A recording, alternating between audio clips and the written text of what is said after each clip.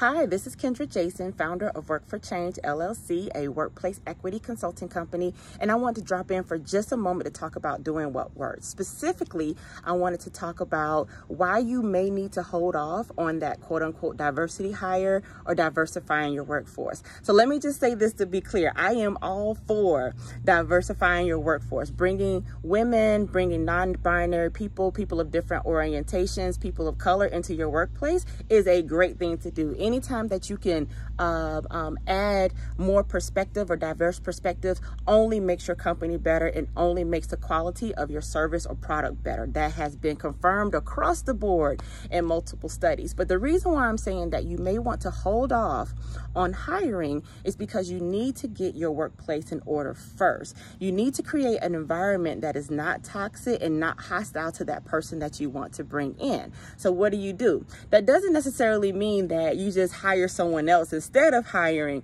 the person of color, the woman or the non-binary person, if you will, that you want to hire.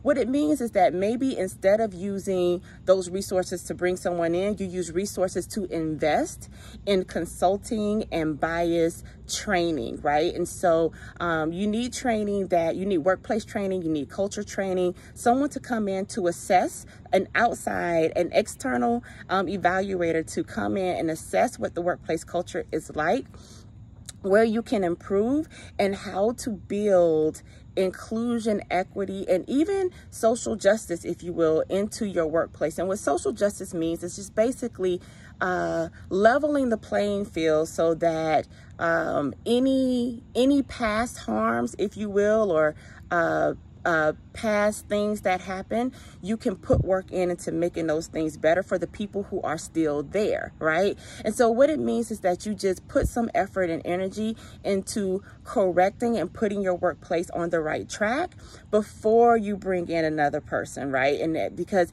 if you bring in another person of color, a woman, a non-binary person, whoever it is you want to bring in to diversify your workforce, and your culture is not supportive of the work that they need to do and the person that they need to be, then what will happen is that person ends up being a guinea pig or a test model for you, if you will.